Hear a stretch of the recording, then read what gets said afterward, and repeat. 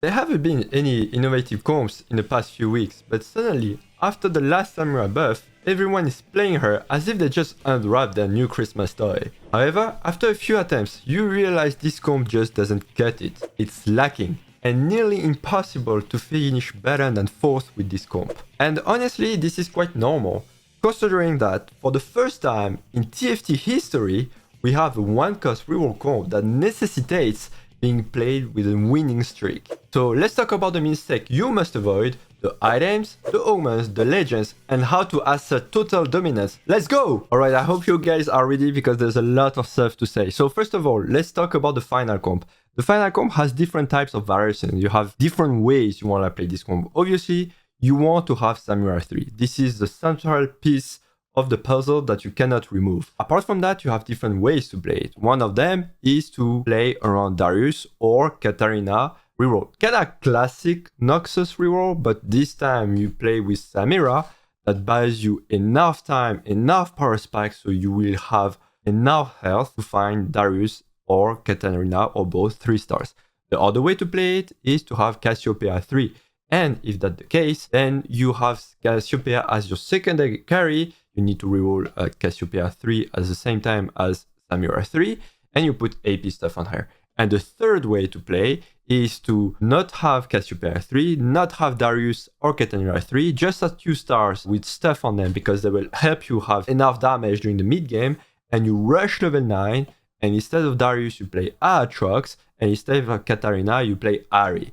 And actually at level 9 you can even switch remove the 6 Noxus and have tons of 5-cost units. So these are the 3 ways you want to play, and every time you start to play this comp, you have to assess which one is the best for you. Let's talk about the game plan, which is very, very different from any kind of reroll comp you've played in your life. Honestly, like this is the first time in my life I see a reroll comp, a 1-cost reroll comp.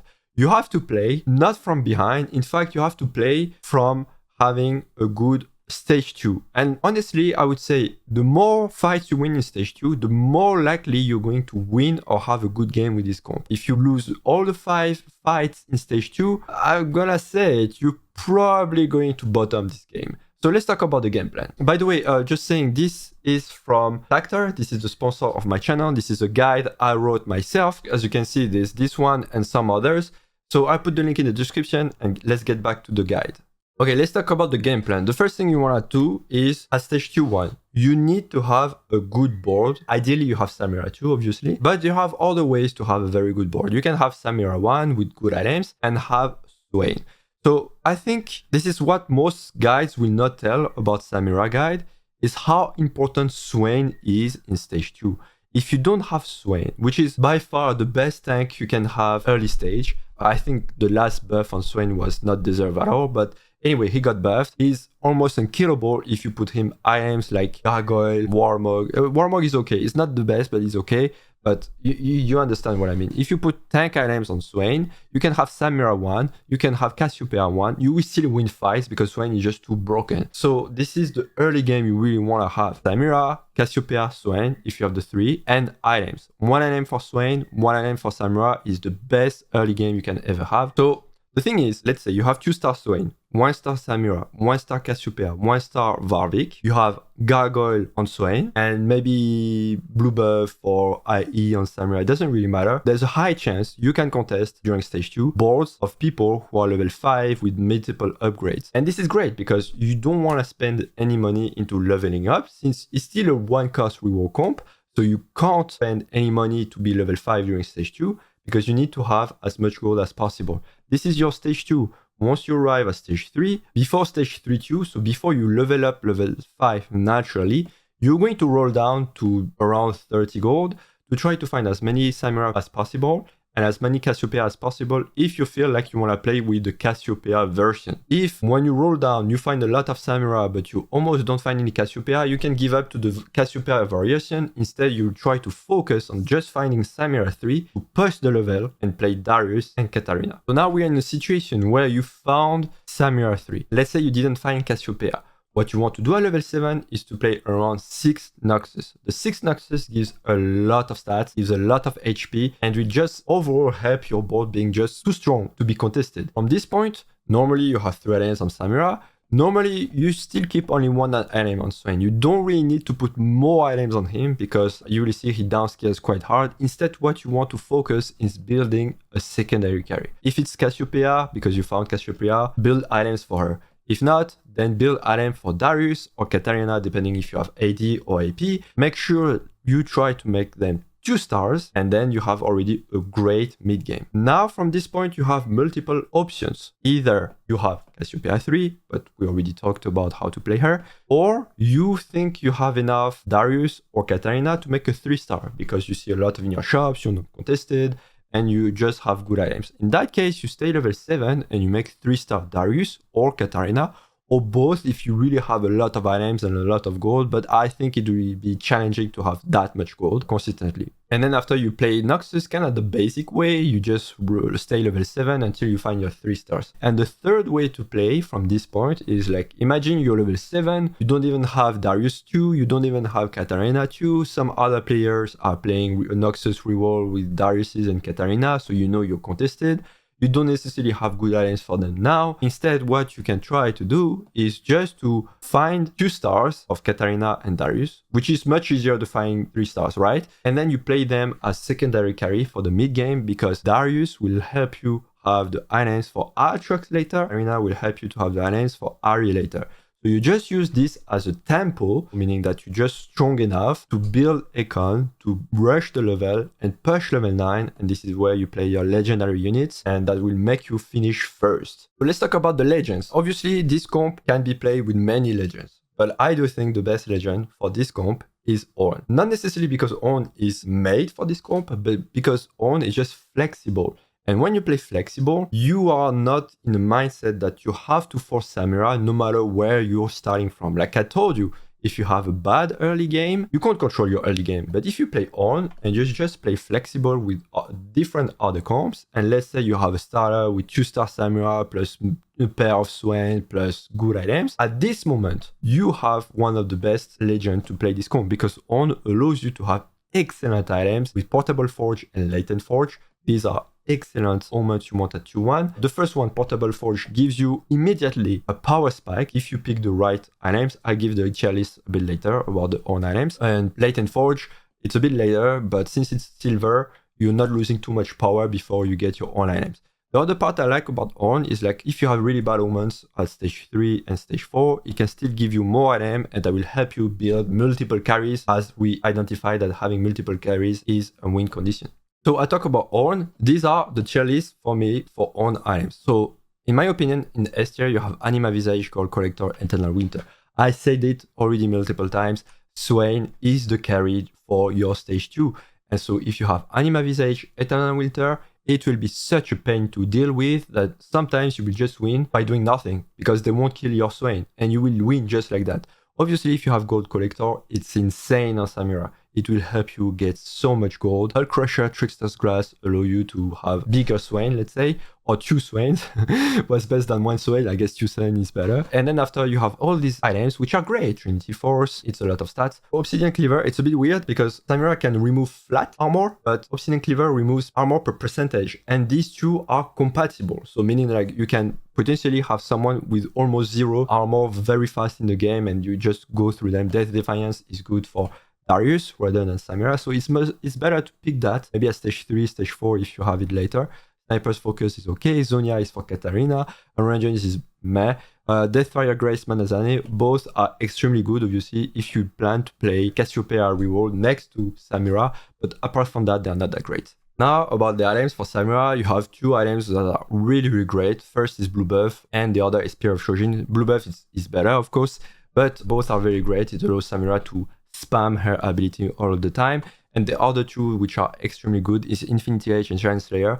Since you play 6 Noxus, she has already so much stats that what you want to do is to amplify these stats by having crit or by having damage amplification with Giant Slayer. Obviously Deathblade is far from bad.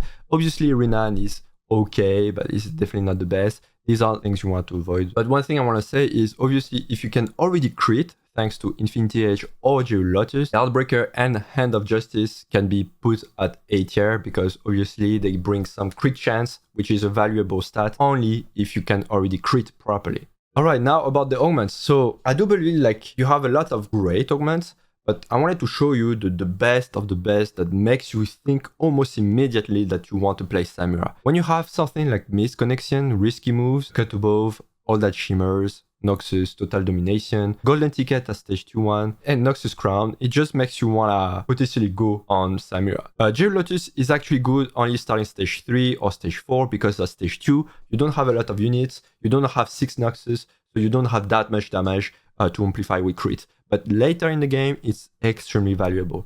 And then after you have a couple of others that are really great. Long distance pulse, for instance, you have so much stats with Noxus, so having 2 units that gives 25% of all the stats they already have, it's insane. And then you have Freaky Friday to stuff multiple carries, and Idealism kind of the same. Dedication to have a chance to have Noxus. Now Dedication is easy to play. And a couple of things I want to say. I put in B tier, but it's more like because it's situational. Demon Flare, honestly, if it can help you have Swain 2 during stage 2, pick it. Like literally, if it gives you stage 2 Swain 2, pick it. It's broken. But if it doesn't help you that, it's not that great. And Overwhelming Force, I mean, it's only if you don't have items for Samira. Suddenly you have 2 items out of 3 for her. Perfect. But that's situational because most of the time you already have something. And for the last part, I put it here on the guide. There are a couple of mistakes. I already told them along the way during this guide, but I want to repeat them because I do believe these are very, very important to avoid. First of all, you want to play this comp with a win streak on stage 2. It is weird to play on win streak while being level 4 and only playing 1 cost unit.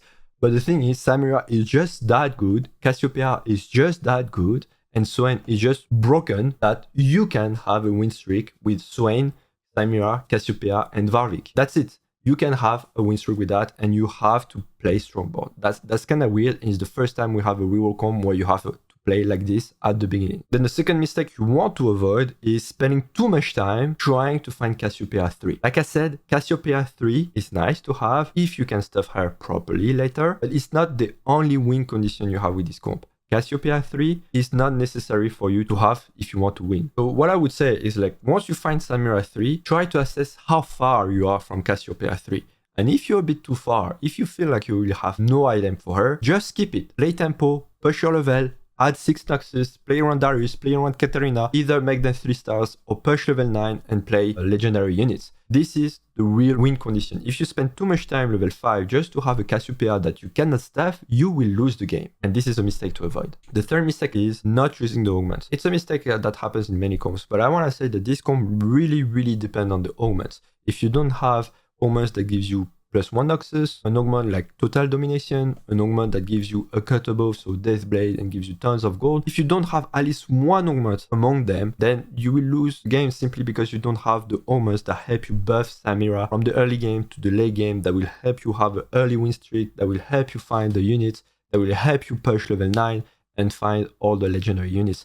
This is why it's so important to have the right augments. And it's not like you force this comp and you hope to have this augment. It's rather at stage 2-1, if you have one of these augments plus a good board, think about this comp. It's not the other way around. And the last mistake to me is not building at least one defensive item during stage 2 on Swain. Because if you put it on stage 3, Swain is no longer the best tank of the world and you will still lose potentially. But at stage 2, it is so hard for most early comps to kill a Swain that has defensive item and that can every 10 seconds get back full of health because of his ultimate. So this is why Swain is so important during stage 2 and you need to have a defensive item. Can be from Ornn, can be from your items, but you need to have one because this is going to make you win. Samira got buffed between PBE and the release of the new set. She got buffed in patch 13.14 and now she received another buff in patch 13.15.